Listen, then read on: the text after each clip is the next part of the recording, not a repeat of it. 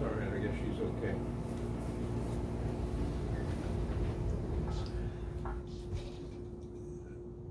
As you know, we had this 1966 Toyota Jeep, and we decided that we were going to do this. But there was a lot of we had to do to prepare for it. First, we didn't have the money to stay in hotels every night. We said we're going to have to camp our way up most of the time. But this vehicle we thought could be converted for camping. So I did that. My only tool was a pocket knife.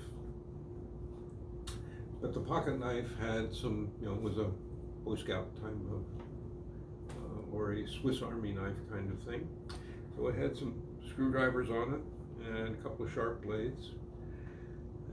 And I bought some wire, and Ardith found some cloth, and I was able to string wires from across the top of the windshield, along the side of the Jeep, and across the back. Then we strung curtains on that with holders to hold them back in place. But at night, we could stop and completely enclose ourselves. This was a Land Rover? This was Or a Jeep? A Land Cruiser. Toyota Land Cruiser, okay. I have a model, I'll show you exactly what it looked like. And we have some pictures too, I'll show you later. And we realized that we could make a bed out of it. This had a 1/3, 2/3 front seat, bench seat. And the right side, the passenger side, the 2/3 side, would fold down almost flat. So I created a bed by getting 2 pieces of plywood. I put them together with a couple of hinges. One then sat across the seats at the back. The seats were on the side.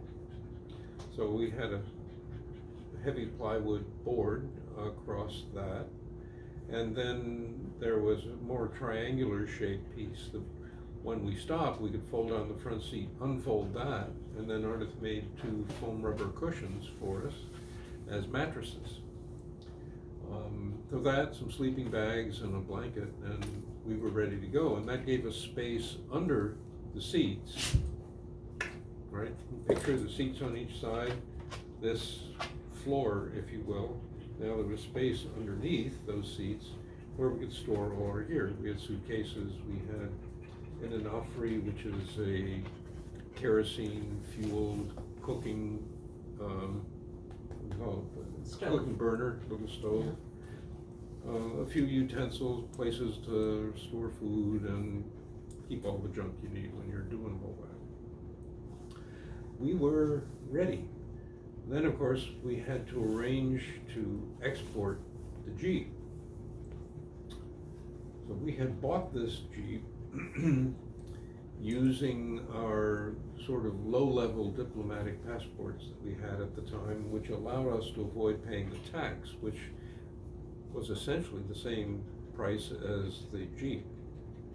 So to buy a vehicle there is very expensive when you pay the base cost of the vehicle plus almost 100% tax on it. And we avoided that. But in order to avoid being prosecuted, one was not allowed, therefore, to take the Jeep out of country and sell it to someone else who would pay the equivalent of something less than they'd have to pay in their country, which also had a high tax on it. We weren't allowed to do that. In other words, we weren't allowed to buy a Jeep and then make money by selling it without paying the tax somewhere else.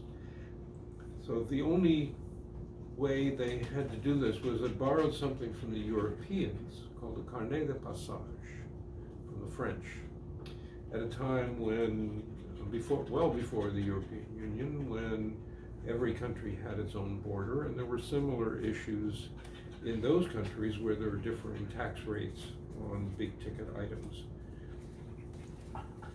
That meant we had to get export papers for the Jeep.